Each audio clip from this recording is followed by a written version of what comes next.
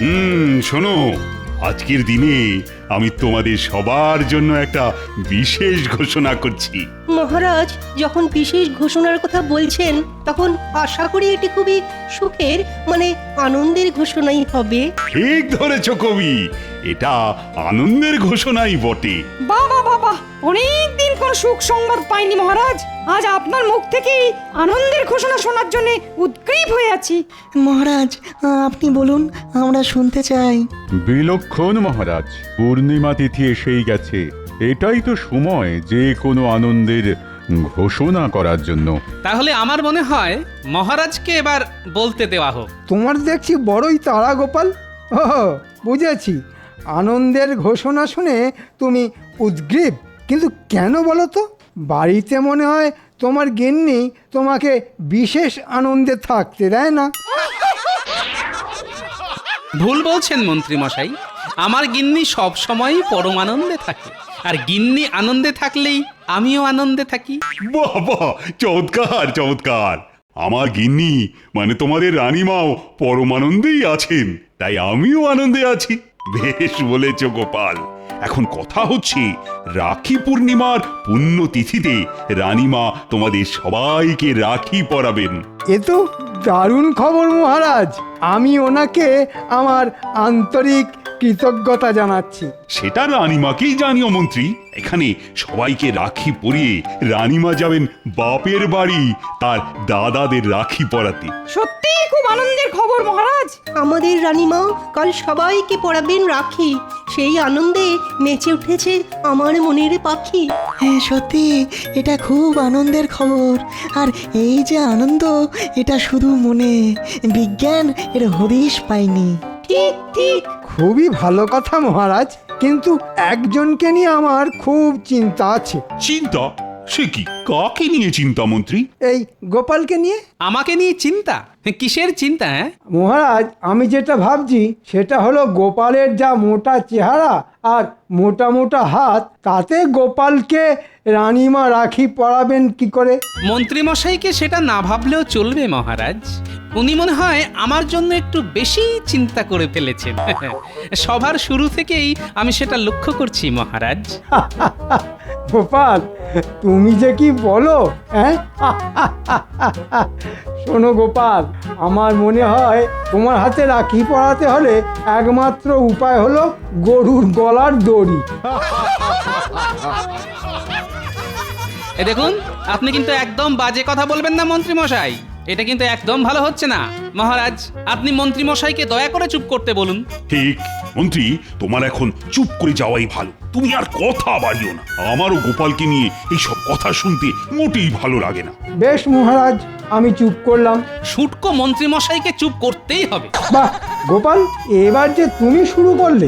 গোপা, তুমিও চুপ করো না। আমাদের আজকের মতো সভা এখানে মুলতুবি করা হলো।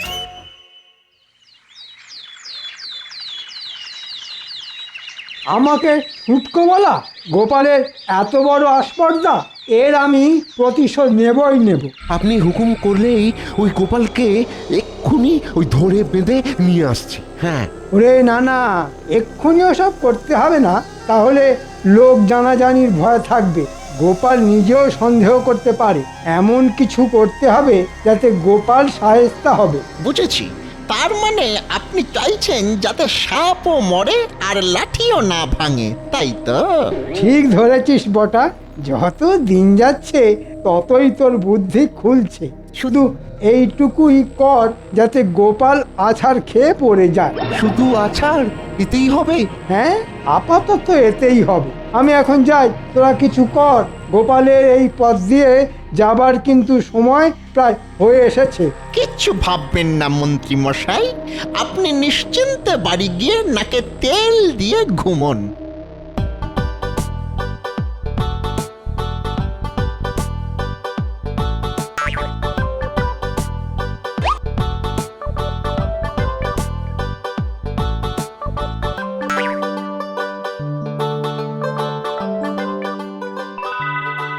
আমাকে এবার যে যেতে হবে। হ্যাঁ, তুমি যাও রানী, তুমি যাও, আর দেরি করো না। তাহলে হলে তোমাদের দাদাদের রাখি পরাতেও তো দেরি হয়ে যাবে। কিন্তু গোপাল যে এলো না এখনো। গোপালকে নিয়ে আপনি একদম ভাববেন না রানীমা। গোপালের আসলে কোনো কাণ্ডজ্ঞান বলে কিছুই নেই, আর দেরি করে রাজসভাতে আসাটাই ও নিয়ম করে ফেলেছে।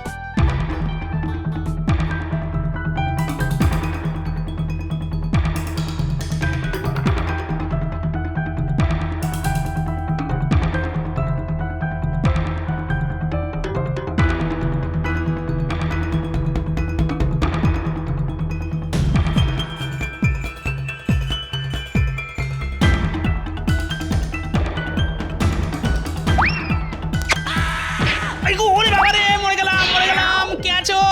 আমাকে একটু ধরে তোলো। ও কি সর্বনাশ, আমার আমার তো পুরো গায়ে কাটা লেগে গেল। ও ও ওরে দেখ, এই বুড়োটা কিরকম কাদায় পড়ে খেলা করছে। এই জন্য বলা হয় বুড়ো মানে বাচ্চা, খেলার আর কিছু পেলে না, শুধু ওই কাদা। আমি বুঝতে পারছি আমার এই হাল কি করে হলো। তা তোরা কি আমাকে তুলবি নাকি শুধুই হাসবি? তুমি আরো খানিকক্ষণ ওই কাদার মধ্যে খেলো, বুঝলে? হ্যাঁ, তোমাকে তুলতে অনেক বড় বড় পালোয়ান লাগবে, আমাদের অত শক্তি কোথায় গো।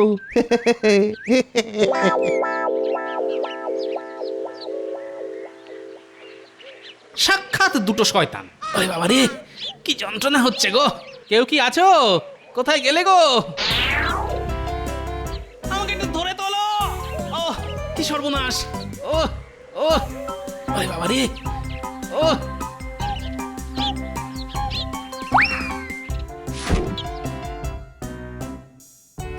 এ কি গোপাল দাদা, পড়ে গেলে কি করে? পড়েছি কি আর সাত করে? এই দেখো, কে দড়ি ফেলে রেখেছিল, ওতে পা জড়িয়ে পড়ে গেছি। ভাগ্যিস তুমি এলে, নইলে যে কিভাবে উঠতাম কে জানে। এ কি তোমার হাত দেখছি ছড়ে গেছে। আরে, কি করছো? তুমি একদম চুপ করে থাকো, জায়গাটা বাঁধতে হবে, না হলে বিষে যাওয়ার ভয় থাকবে। তাই বলে তোমার অমন শাড়িটা নষ্ট করবে? ও শাড়ি আমার অনেক আছে, তোমাকে ভাবতে হবে না, বুঝলে?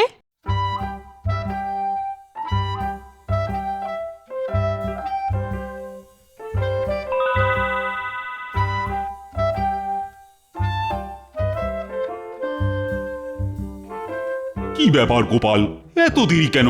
রানীমার রাখি পরানো যে হয়ে গেল। আমি আগেই জানতাম মহারাজ গোপাল দেরি করে আসবে। মন্ত্রী মশাই, আপনি যে জানতেন সেটা আমি ভালোই বুঝতে পারছি। তুমি ঠিক কি বলতে চাইছো গোপাল? গোপাল, তুমি দেরি করে এসেছো সম্পূর্ণ তোমার দোষে। এখন উল্টো পাল্টা কথা বলে কথা ঘুরিও না তো। আমাকে মার্জনা করবেন মহারাজ, আমি একটু পড়ে গেছিলাম এই আর কি। কিন্তু বাকি কোনো সভাসদদের দেখছি না মহারাজ। কেন গোপাল, তাদের কি ঘর বাড়ি নেই? তুমি কখন আসবে সেই জন্য তারা সবাই বসে থাকবে, এটা তুমি আশা করো কি করে? না না না না, আমি কোনো আশাই করিনি। তবে কিনা বাড়িঘর নিশ্চয়ই আপনারও আছে, তাও আপনি আমার জন্য বসে আছেন দেখে আমি যার পর নাই আনন্দিত। আমার কথাতেই মন্ত্রী এখনো আছে গোপাল। তুমি নিশ্চয়ই জানো যে তোমাদের থেকে মন্ত্রীর কাজ কিঞ্চিত বেশি। যাই হোক, তোমার এখন কোনো কাজ নেই গোপাল, তুমি এখন আসতে পারো। যথা আজ্ঞা মহারাজ।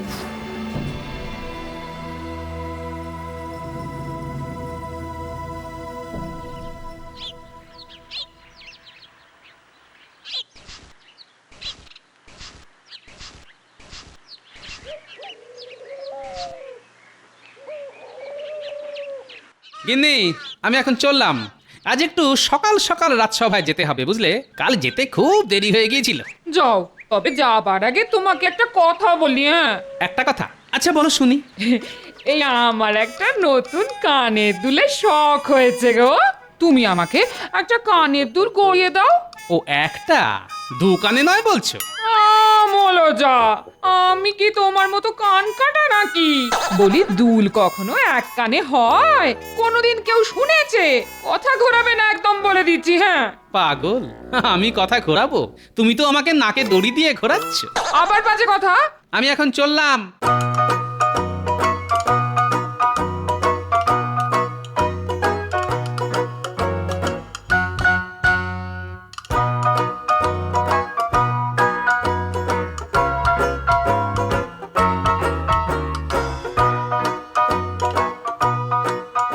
এবার এই কাজটাও করতে হবে রে বটা ঘটা।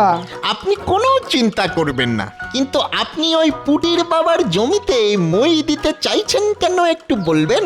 শোন, ওই পুঁটির বাবা অনেক ভাগ চাষিদের দিয়ে চাষ করিয়েছে, আর জমিতে পাকা ধান পুরো ভরে আছে। তোরা তো জানিস যে সমস্ত চাষি পাকা ফসল ফলায় তাদের কাছ থেকে আমি নিজের জন্য একটু বেশি করে খাজনা নিই। মন্ত্রী দেখছি খুব গদগদ হয়ে বটা আর ঘটার সাথে কথা বলছে। এবার আমি বেশ বুঝতে পারছি কালকে আমার পড়ে যাবার জন্য ওই মন্ত্রীই দায়ী। মন্ত্রী আমার ভাবমূর্তি মহারাজের সামনে খারাপ করার জন্য উঠে পড়ে লেগেছে। না, এর একটা বিহিত করতেই হবে আমাকে আজ রাজসভায়। ওহো, এবার এবার বুঝতে পেরেছি। কিন্তু পুঁটির বাবা কিছুতেই আমাকে ওই ভাগ চাষিদের নাম বলছে না। আমি এটা মেনে নেব না। পুরো খাজনায় রাজকোষে চলে যাবে, আর আমার লবডঙ্কা। না না মন্ত্রী মশাই, এ তো আপনার উপর জুলুম। আমরা আজ রাতেই ওই পুটির বাবার জমিতে মই দেব, কিন্তু রাতের অন্ধকারে আমরা ঠিক জমিটা বুঝতে পারবো না। আপনাকে কিন্তু একটু সঙ্গে থাকতে হবে। ঠিক আছে, আমি থাকবো তোদের সাথে। হ্যাঁ মহারাজ, গোপাল আজ একদম ঠিক সময় চলে এসেছে। সে তো দেখতেই পাচ্ছি। হায় গোপাল, তোমার আর রানীমার হাতে রাখি পরা হলো না। না, পড়া হলো না, তবে তাতে কিছু হয়নি। কি বলছো গোপাল? মহারাজ, গোপাল বলছে। আমাকে কথা শেষ করতে দিন মন্ত্রী মশাই। কি মুচকি হাসছো গোপাল? পুটির মা আমাকে রাখি পরিয়েছে। কোথায় তোমার রাখি গোপাল? ওই পট্টিটা? হ্যাঁ ওটা তোমার রাখি? হ্যাঁ এতে এত হাসির কি আছে? মহারাজ, আমার নিজেরই একটা ছড়া মাথায় এসেছে। আপনি অনুমতি দিলে বলতে পারি, যদিও আমি সভাকবি নই। অনুমতি দিলাম মন্ত্রী। পুঁটির মা যমুনা, গোপাল হলো জম। গোপালের হাত গেছে কেটে, মাথায় আলুর দম। শুধু হাত নয়, নয় শুধু মাথা, লেগেছে যে পাঁজরে। এসবই হলো মন্ত্রীর বিষ চোখের কুনজরে। কি এত বড় কথা? আমি তোমাকে কুনজর দিয়েছি? আপনি ছাড়া আর কে দেবেন? আমি একটা ছড়া বলতেও মহারাজের অনুমতি নিই। তুমি সেটুকু নেবার প্রয়োজন বোধ করো না। তোমার এত বড় স্পর্ধা হয় কি করে গোপাল? আমার মনে হয় মহারাজ, এবার দুজনেরই থামা প্রয়োজন। আমারও তাই মনে হয়। এই কথার কোনো শেষ নেই। এত কথায় নতুন কিছুই আবিষ্কার হবে না। হ্যাঁ, এই সময়টাই বড় অশুভ মহারাজ। কিন্তু গোপাল, তোমার যে পাঁজরে লেগেছে একবারও কিন্তু আগে বলনি তো। বললে একটি ওষুধ দিতাম। এসব বাহানা, ওর কিচ্ছু লাগেনি। ও কাল দেরি করে আসার জন্য এখন বাহানা বানাচ্ছে। আমাকে নিয়ে ছড়া টিপ্পনি কাটবার আপনি কে হে? আমার সম্বন্ধে বাজে কথা বলার অনুমতি তোমাকে কে দিয়েছে গোপাল? তুমি বলছো আমার বিষ নজরে তোমার লেগেছে? প্রমাণ আছে? প্রমাণ কি আমি সঙ্গে নিয়ে ঘুরি? গোপাল, তুমি ইচ্ছা করে দেরি করে এসেছো যাতে রানীমা তোমাকে রাখি পরাতে না পারে। এর মানে জানো গোপাল? আমি বলছি, তুমি রানীমাকে অপমান করেছো। মহারাজ, আপনি বলুন, আমাদের সভাসদদের মধ্যে গোপাল কি কোনোভাবে থাকবার যোগ্য? না না না, সব কথা শুনে আমারও মনে হচ্ছে গোপাল তুমি বাহানা বানাচ্ছ। তুমি রানীকে অপমান করে রাজসভায় থাকবার যোগ্যতা হারিয়েছ। তুমি চলে যাও রাজসভা থেকে। তোমাকে আমাদের আর প্রয়োজন নেই। যথা আজ্ঞা মহারাজ। এবার বুঝবে ঠেলা পুটির বাবা, কত ধানে কত চাল।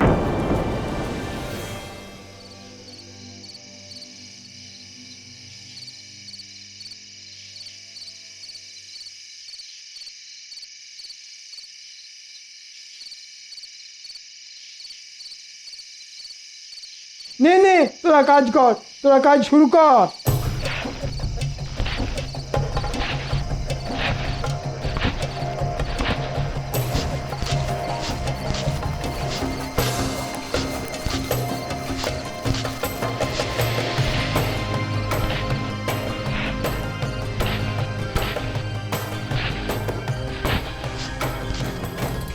এই রে, কে আসছে?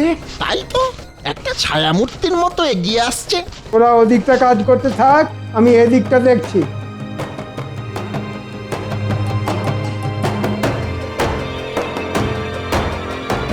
এই কে?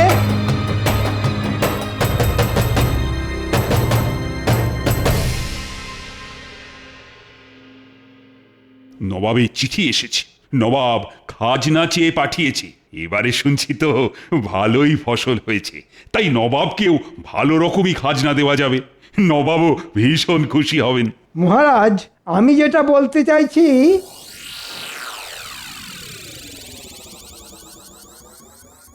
কি তোমরা এভাবে রাজসভায়? কিছু কি হয়েছে? কেঁদো না, কাঁদলে না আমি বড় অসহায় বোধ করি। কি হয়েছে আমাকে বলো, আমি কিছু একটা উপায় বার করব। মহারাজ, আমাদের সর্বনাশ হয়ে গেছে। এবার সুন্দর পাকা ধান হয়েছিল, কিন্তু রাতের অন্ধকারে কেউ আমার জমিতে মই দিয়ে সব নষ্ট করে দিয়েছে। সে কি, কে করতে পারে এমন ভয়ানক কাজ? মন্ত্রী, তুমি কাউকে আন্দাজ করতে পারো? আগে না মহারাজ, একদম না। আপনাকে খাজনা দেবার মতো আমাদের যে কিছুই নেই মহারাজ, আমাদের যে সব হারালো। ঠিক আছে ঠিক আছে, তোমরা আর কেঁদো না, এখন ঘরে যাও তো যাও। যেই দোষী হোক সে নিশ্চয়ই শাস্তি পাবে। আর তোমাদের খাজনা পুরো মকুব। না না না, কোনো খাজনা দেবার প্রয়োজন নেই। না না না না না, এ আমি কিছুতেই মেনে নেবো না। কৃষ্ণচন্দ্র যা খাজনা পাঠিয়েছে তা না পাঠানোর মতোই। এইটুকু খাজনাতে কি হবে? কোথাকার কে পুঁটির বাবা তার পাকা ধানে কে মই দিয়েছে সেটা শুনে নবাব কি করবে? হ্যাঁ গো, আমার সোনার দুলের কি হলো? ধুত্তর, একেই দেখছো মহারাজের ওখানে চাকরি আমার চলে গেছে, সংসার কিভাবে চলবে সেটাই ভাবছি, ইনি এলেন সোনার দুলের কথা বলতে। ওরকম শখের চাকরি করাও যা আর না করাও তা। ওই যখন চাকরি করতে তখনও তো শুনতাম তোমার নাকি কড়ি মোহর কিছুই নেই। আমি কিচ্ছু শুনতে চাই না। সামনে আমার বোনপোর বিয়ে, তুমি যেখান থেকে পারো ধার দেনা করে হলেও আমার জন্য সোনার দুল তোমাকে নিয়ে আসতেই হবে। কি আবদার? আচ্ছা, কাল যাবো শাকরার কাছে, বাকিতে যদি দেয়। ঘরে না বসে থেকে তাই যাও।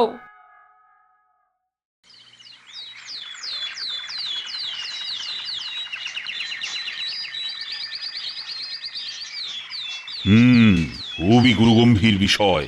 নবাব একটি পত্র পাঠিয়েছেন, আর তাতে বলা হয়েছে হয় নবাবের পুরো খাজনা চাই, নয়তো পুঁটির বাবার পাকা ধানে যে মই দিয়েছে তাকে তার চাই। এটা কি করে সম্ভব মহারাজ? কে পুঁটির বাবার পাকা ধানে মই দিল তা তো আমরা জানি না। জানতে হবে, তুমি যেহেতু রাজ্যের মন্ত্রী তাই তোমাকেই জানতে হবে। আচ্ছা, আমি দেখছি মহারাজ, ঠিক কি করা যায়। ভাবো ভাবো, তোমরা সবাই ভাবো।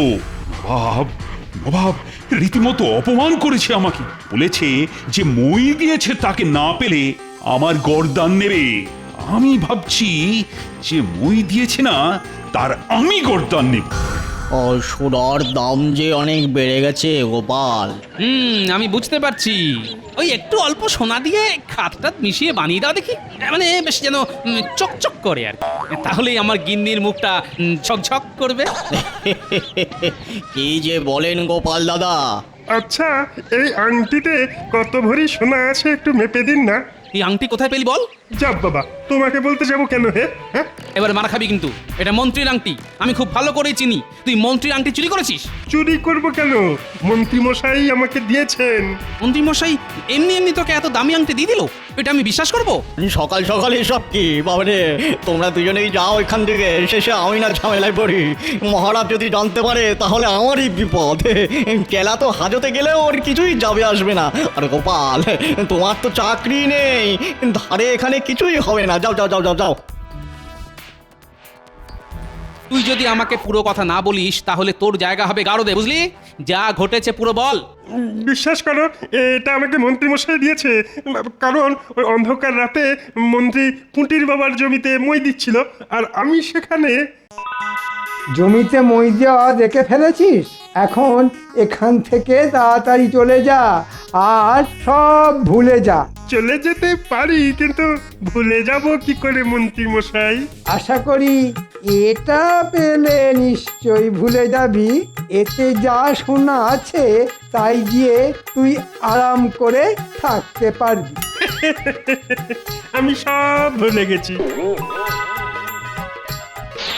মহারাজ, এই হলো পুরো ঘটনা। আমি জানতে পেরেই ওকে রাজসভাতে নিয়ে এসেছি। আমাকে মাফ করে দিন মহারাজ, আমি কিছু করিনি, আমি শুধু দেখে ফেলেছিলাম। তুমিও দোষী। তোমার এই ঘটনার কথা আমাকে জানানো উচিত ছিল। কি ঘটনা মহারাজ, আপনি কি বুঝতে পারছেন না? চেলা আমার আংটি চুরি করে ধরা পড়েছে আর এখন নিজেকে বাঁচাবার জন্যে আমার নামে গল্প বানাচ্ছে। তাই নাকি মন্ত্রী মশাই? যদি আপনার আংটি চুরি হতো তাহলে আপনি নিজেই তো অভিযোগ করতেন। কই, আপনি তো তা করেননি। না মানে চুপ করো মন্ত্রী, তোমার শাস্তি আমি দেব না, নবাব দেবেন। নবাবের হাতে আমি তোমাকে তুলে দেব। প্রহরী, এক্ষুনি মন্ত্রীকে বন্দি কর। শুধু আমাকে বন্দি করলেন মহারাজ, ঘটার বটাও আমার সাথে ছিল। তাদের কথাও মহারাজ ভাববে মন্ত্রী মশাই, আপনাকে ভাবতে হবে না। মন্ত্রীর 1 বছরের মাইনে যা মূল্য হয় সেটা পুঁটির পরিবার আর ভাগ চাষীদের দেওয়া হলো। আর গোপাল, তোমার কাছে আমি নিজেই লজ্জিত। তুমি রাজসভায় তোমার জায়গায় বসে আমার লজ্জার হাত থেকে মুক্তি দাও গোপাল। যথা আজ্ঞা মহারাজ।